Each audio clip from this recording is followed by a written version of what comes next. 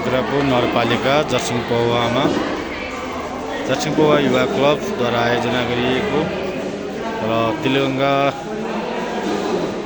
आकाश अस्पतालबाट प्राविधिक सहयोगार्थ सञ्चालन भइरहेको आकाश शिविरमा सम्पूर्णलाई स्वागत गर्न चाहन्छु।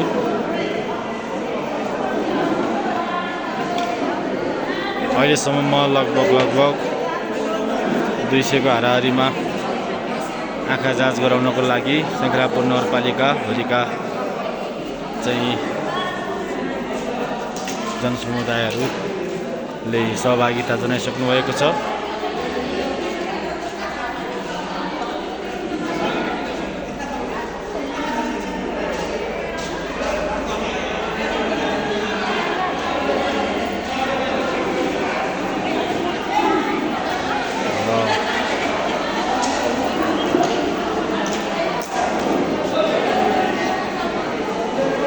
यसरी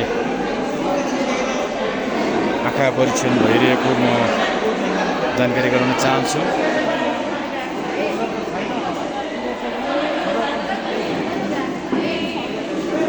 जर्सिङपौवा निवासी दीपक श्रेष्ठ आफ्नो आँखा जाँच गराइरहनु भएको छ र तिलगङ्गाबाट आउनुभएका सरहरूले यहाँ अत्यन्तै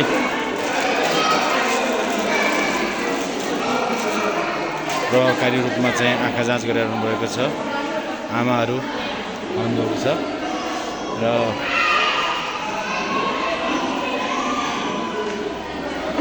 जर्सिङपौवा युवा क्लबका साथीहरू भोलिन्टियर साथीहरूले सेवा प्रदान गरिरहनु भएको छ।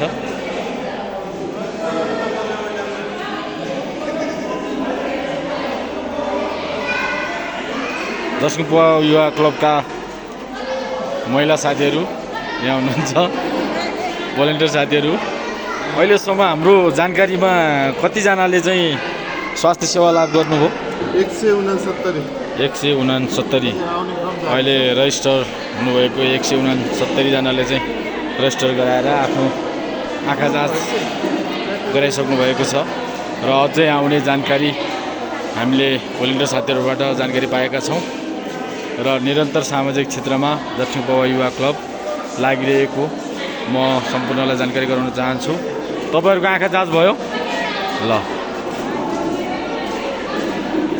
यसरी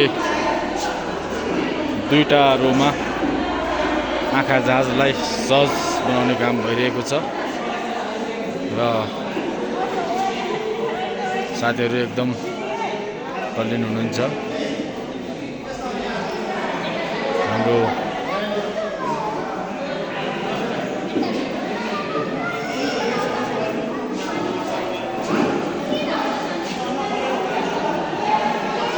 आँखा जाँच गराएर लाभ लिनको लागि म सम्पूर्णलाई आह्वान गर्न चाहन्छु। आज शनिबारको दिन सम्पूर्ण साथीहरू यहाँ आएर आफ्नो आँखा जाँच गराई लाभ लिनको लागि पनि म अनुरोध गर्न चाहन्छु। तिलगङ्गा आँखा अस्पतालबाट पाल्नुभएका प्राविधिकहरूबाट आँखाको चेक जाँच भइरहेको म जानकारी गराउन चाहन्छु।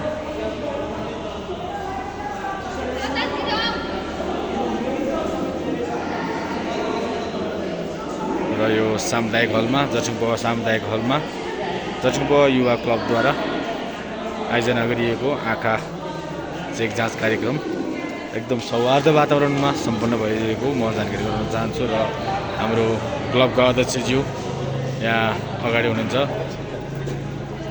अध्यक्षज्यू अहिलेसम्मको के छ अपडेट गराइदिनु होला अलिकति? धन्यवाद। अहिलेसम्मको अपडेट अनुसारले चाहिँ लगभग 169 जनाले चाहिँ दर्ता गरिसकेको छ होइन? हजुर। यसमध्येमा पनि हामीले सुरुमा के सोचेको थियौँ, आँखा जाँच चाहिँ नर्मली छ। मेरो पनि सुरुमा देख्दा थिएँ मैले हजुर केही छैन कुराहरू सबै देखिरहेको तर जाँदाखेरि हजुर चस्मा लगाउनु परेको। हजुर। अहिलेसम्म 169 जनाले चेक गराउँदै गर्दाखेरि लगभग म्याक्सिमम् मान्छे चाहिँ चस्मै लाउनु परेको। हजुर। त्यसमा 10-12 जनाले चाहिँ मोतियाबिन्दुको अपरेसन गर्नुपर्ने अवस्था छ। अनि यो आजको आँखा शिविरमा तुलनात्मक हिसाबले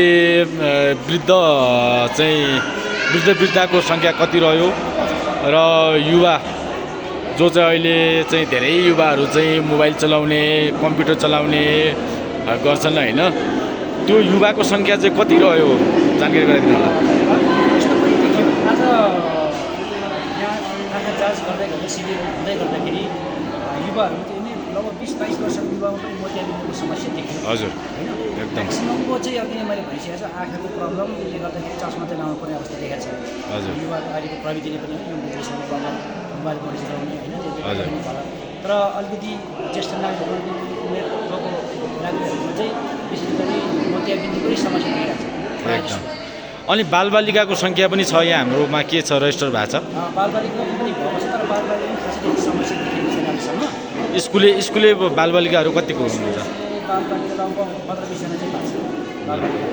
भनेपछि अहिले यो हामीले यो जसिङपमा लामो समयदेखि यसरी आँखा जाँच गराएको थिएनौँ। यो सम्भवतः जसिङपा युवा क्लबले पहिलो कार्यक्रम नै मान्नुपर्छ। र कस्तो अनुभूति रह्यो र यो कार्यक्रम यसरी सामाजिक क्षेत्रमा काम गर्दै गर्दाखेरि जसिङपा युवा क्लबले खेलकुदको क्षेत्रमा पनि काम गरिरहेको छ, सरसफाइदेखि विभिन्न सामाजिक क्षेत्रमा काम गरिरहेको छ। यो पहिलो आँखा शिविर चाहिँ रह्यो र यो आँखा शिविर जस्तै अन्य स्वास्थ्यको चाहिँ क्षेत्रमा पनि सेवा पुर्याउने हिसाबले चाहिँ अन्य कार्यक्रम पनि रहन्छ या यतिमै यो कार्यक्रम टुङ्गिन्छ, के छ क्लबले के उद्देश्य लिएको छ। आँखा शिविर राख्दै गर्दाखेरि बिहान एकजना पानी पनि पऱ्यो, पानी पर्दै गर्दाखेरि चाहिँ मान्छे नलागे भन्ने पनि बाध्य हुन्छ। तर एउटा कुरो चाहिँ के चाहिँ मैले पाएँ भन्दाखेरि पछिल्लो समय त्रिगन्ध आँखा अस्पताल हुन्छ प्रख्यात आँखा अस्पताल ब्रान्डै पोलिसीको कारणले मान्छे चाहिँ एक्कासी आज लगभग 200 जना जति मान्छे हुन्छ, त्यसरी मान्छे बढ्दै गएको छ। र आगामी लगभग यो हप्ताको अन्तिम शुक्रबारको दिन हाम्रो जसिङपा क्लबले केएमसी हस्पिटलको प्राविधिक सहयोगको टिमले डक्टरको टिमले यो शुक्रबार ब्रेक स्वास्थ्य शिविर पनि गर्दैछौँ हामी। अब हामी बिस्तारै कुरा गरेर त्यो दिन डेन्टलको पनि हुन्छ होला सायद। बिस्तारै यो अब जसको समाज परिवर्तन गर्नको लागि त समाजमा केही किसिममा त्यसमा सचेतकरणको लागि पनि भइरहेको यहाँको थाहा पनि छ। र त्यो सँगसँगै जनताको आम जीवनमा अब केही समस्या पर्दा कसैलाई केही अब चाहिँ अब उपचार गर्न नसक्ने कसैले किन यस्तो नहोस् भनेर हामीले बेलामा शिविरहरू सञ्चालन गर्नु गरिरहेको छ। अत्यन्त राम्रो काम गर्नुभएको छ र यसरी नै क्लबको आगामी दिनहरू चाहिँ सामाजिक क्षेत्रमा एकदम प्रभावकारी ढङ्गबाट चाहिँ क्लब अगाडि बढोस् भन्ने हामी शुभकामना पनि दिन चाहन्छु। र धेरै धेरै धन्यवाद भन्दै सम्पूर्ण नगरवासी दाजुभाइ दिदीबहिनीहरूलाई अन्तिम के सन्देश दिन चाहनुहुन्छ।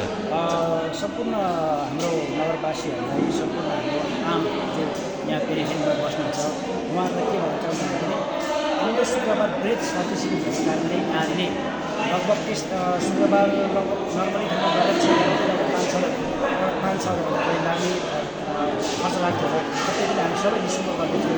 यहाँहरूले यसै सामाजिक सञ्जाललाई हामी सामाजिक सञ्जालमा हाल्छौँ पनि आधार गरेर शुक्रबार यहाँले निःशुल्क स्वास्थ्य शिविरमा सहभागी भइदिनु होला, मौकाको फाइदा उठाउनु होला। हस्, धन्यवाद।